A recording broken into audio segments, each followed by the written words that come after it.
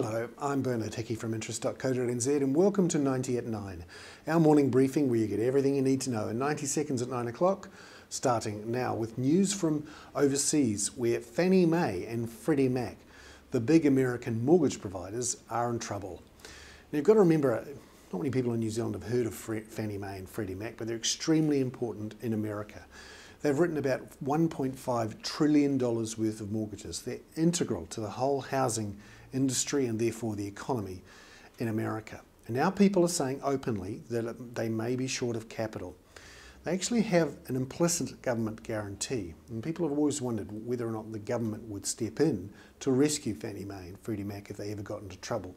Well, now people are openly talking about this in America. Last night, the Federal Reserve President for St. Louis, Mr. Paul, said that they were insolvent. This is extremely damaging. And John McCain, the Republican presidential candidate, says he's open to the idea of a government bailout of Fannie Mae and Freddie Mac. Needless to say, their share prices slumped again overnight.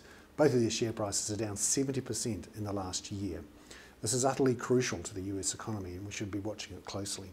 Meanwhile, back in New Zealand, Hanover Finance has put 5 Mile into receivership. This is the Queenstown development run by Dave Henderson, the guy who took on the IRD and won. Hanover have put Deloitte's in there as the receiver, but Dave Henderson is saying that it doesn't have the right to do that Hanover had sold its first mortgage on the 5 Mile land to Fortress Corporation. This is quite a disturbing development if it's true. Now, we've asked Hanover to get back to us on this and we'll be reporting on that later through the day. Keep an eye on interest.co.nz for more news on 5 Mile. I'm Bernard Hickey. That was 90 at 9 for interest.co.nz.